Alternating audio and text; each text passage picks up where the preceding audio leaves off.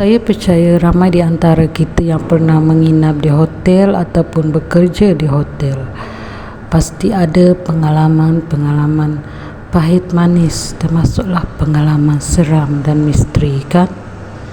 Okey, jom.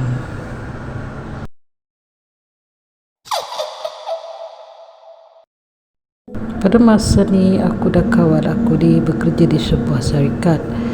Jadi kita orang dapat email dari bos untuk pergi berkursus selama 3 hari 2 malam. Tiket flight dan hotel pun company dah sediakan, so just on to the kursus je lah. Kita orang berdua pun pergilah ke tempat kursus yang telah ditetapkan oleh pihak syarikat tersebut. Tiba di hotel, kami berdua pun check in. Lepas tu masuk bilik lah, kemas-kemas barang. Biasalah dah naik flight memang rasa penat sangat. Kami berdua merancang malam sikit nanti nak keluar lah, nak cari makanan. Biasalah kan, jadi nak rehat-rehat lah sekejap dekat bilik. Ketika mengemaskan barang tu, kawan aku si Syida ni tiba-tiba dia buka cerita tentang arwah kawan dia yang meninggal semasa kemalangan. Aku sebenarnya tak berapa suka dia cerita-cerita benda macam ni kan. Bukan apa, aku ni pun jenis yang boleh tahan juga penakutnya. Sebenarnya aku tak berapa fokus sangatlah dekat cerita si Syida ni. Tetapi aku ternampak ada satu susuk berada di luar jendela kita orang berdua. Syida ni teruslah bercerita, tapi aku tak dapat fokus. Dan aku nampak benda tu mengendap. Makhluk tak tahu apa, hantu ke orang ke, aku pun tak pasti. Aku terdiam je. Tiba-tiba si Syida bersuara, "Kau ni menghayal, aku penat-penat cerita." Tiba-tiba lampu bilik kita orang berdua terpadam. Jantung aku berdegup kencang. Syida pun terdiam. Aku dengan langkah cepat keluar dan mengetuk bilik sebelah. Di ruang sebelah pun sebenarnya kita orang departmen lain-lain, tapi masih syarikat yang sama. Aku tak tahulah. Aku rasa takut sangat. Lepas tu aku minta bantuan dia orang untuk call resepsionis dan hantar budak-budak maintenance ke pergi cek apa terjadi dekat lampu kita orang berdua. Sebenarnya aku nak minta pindah bilik sebenarnya, sebab aku dah tak rasa selesa dah dalam bilik tu. Macam ada something wrong somewhere. Dan pihak resepsionis pun setuju. Kita orang berdua pun dipindahkan ke bilik yang lain. Lepas tu aku cakap dengan Syida, "Kau jangan cerita yang pelik-pelik sebab aku nak rehat." Sebenarnya aku tak nak cerita dekat Syida, aku tak nak dia rasa takut. Jadi sampai ke hari ni aku tak pernah bagi tahu Syida apa yang aku nampak. Okey, sekian kisah pertama, iaitu dari cerita ni lah dari kawan saya sendiri, dan saya ceritakan semula kisah ni. Dan sebenarnya nama tu semua nama samaran lah. Yelah, kita pun kena jaga privasi kawan-kawan. Kita tak boleh nak dedahkan nama sebenar. Okey, jom kita pergi ke kisah yang kedua.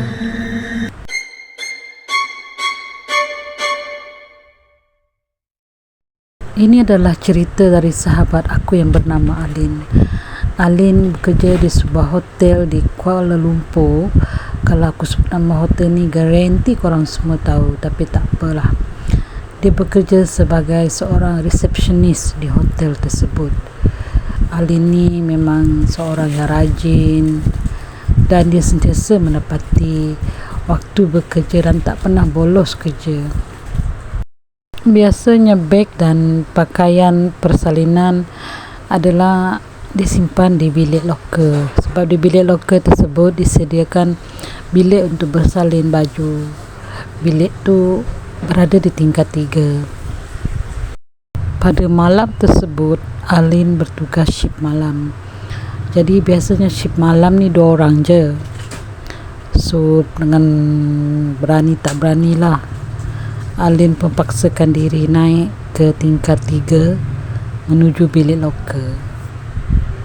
Tiba di bilik loker, Alin pun bersalin pakaian dan kemudian dia pun terdengarlah ada suara perempuan. Dah ke? Aku pun nak tukar baju juga. Lama sangat kau ni. Kata suara tu. Tapi Alin tak menjawab.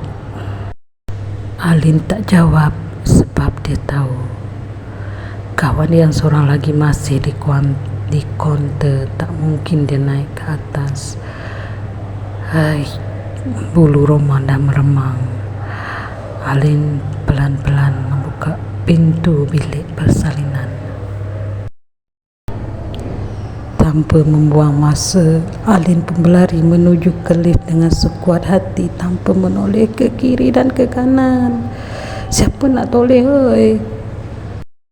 Setiba di lobi, rasa lega tu. Betul-betul lega sebab di lobi tu ada security dan ada rakan setugas. Ini perasaan Alin yang bercampur gaul dengan takut tu mungkin belum reda, tetapi lebih lega daripada tadi. Kisah akhir hari ini adalah shift malam. Ialah antara shift yang paling kita tak suka adalah shift malam. Bukan kerja hotel je, kadang-kadang kerja lain pun ada shift malam. Betul tak? Macam kerja supermarket kan, kerja macam farmasi, dan adalah setengah company seperti kerja kilang pun ada juga yang shift malam. Okey, jom kita selami cerita akhir hari ini daripada best friend aku sendiri, Wawa. Wawa bekerja sebagai kitchen helper di bahagian dapur. So inilah kisah Wawa, inilah daripada sudut pandang Wawa. Okey, jom. Aku sudah 1 tahun lebih bekerja di hotel ini sebagai kitchen helper. So kami memang bekerja shift, ada shift pagi dan ada shift malam. Untuk shift malam biasanya akan ada 2 orang sahaja yang akan ditugaskan untuk bahagian kafe dan bahagian dapur, sebab memang ada order tapi taklah sebanyak pada waktu siang. Seorang kurang faham je lah ya. Maksudnya pada malam itu kami hanya berdua sahaja. Aku ditugaskan bersama Puan Masnah. Dia di antara senior sos chef yang ada di sini, dan dia juga yang banyak mengajar aku tata cara di dapur dan cara-cara memasak. Dia seorang yang sangat baik. Tapi pada hari tersebut Puan Masnah demam, maka dia digantikan dengan Siti. Siti aku tak tahu dia ni dari mana, tapi sebab hotel kita orang ni banyak cawangan, so mereka akan shuffle staff untuk menggantikan staff yang cuti emergency. Untuk bahagian kafe pula ada 2 waiter dan waitress bertugas, iaitu Jasmine dan Azman. Jadi memang tak ramai sangatlah staff pada waktu malam yang ditugaskan. Kebetulan pada malam tu memang banyak yang order steak, tak tahulah kenapa kan, dah selera customer macam tu. Jadi aku dan Siti pun memang agak sibuk lah juga pada malam tersebut. Jam menunjukkan pukul 12 malam, bermakna pukul 1 nanti berakhirlah shift aku pada malam tersebut. Tetapi aku tengok Siti tengah menunduk seperti memakan sesuatu. Aku pun tepuk belakang dia. Kau buat apa ni? Sebaik je Siti menoleh, mulut dia penuh dengan darah dan sedang meratah daging steak yang masih mentah. Aku dengan terkejut terus menjerit ketakutan, sehinggalah Jasmine dan Azman terdengar jeritan aku dan datang meluru ke dapur. Azman pun bertanya, kenapa kau menjerit ni? Apa yang dah berlaku? Aku pun menunjukkan jari aku ke arah Siti. Azman dan Jasmine pun tertumpu ke arah Siti sedang meratah daging mentah. Kami bertiga tak tahu apa nak buat dan menggigil ketakutan. Aku cakap dengan Azman, kau panggil Pak Cik Security. Kau pergi panggil sekarang. Pak Cik Solehin pun tiba. Dia pun membaca surah-surah tertentu dan menghembuskan ke arah Siti. Dan tiba-tiba Siti pun pingsan. Ya Allah, itulah malam yang paling mengerikan untuk aku. Dan aku ambil cuti seminggu, tak kira lah Isha approve ke tak. Itulah pengalaman yang paling ngeri dan seram buat aku. Sebenarnya ada kisah di sebalik kisah Siti, tapi aku tak naklah menceritakan semua di sini. Mungkin untuk masa akan datang, kalau ada masa dan peluang, kita jumpa lagi. Antara ketiga-tiga kisah ini yang paling seram. So korang komen di bawah. Kalau korang nak, kita boleh lanjutkan dengan kisah Siti. Okay, bye. Jangan lupa subscribe, komen dan share. Kita jumpa di kisah misteri mistik Kenyalang.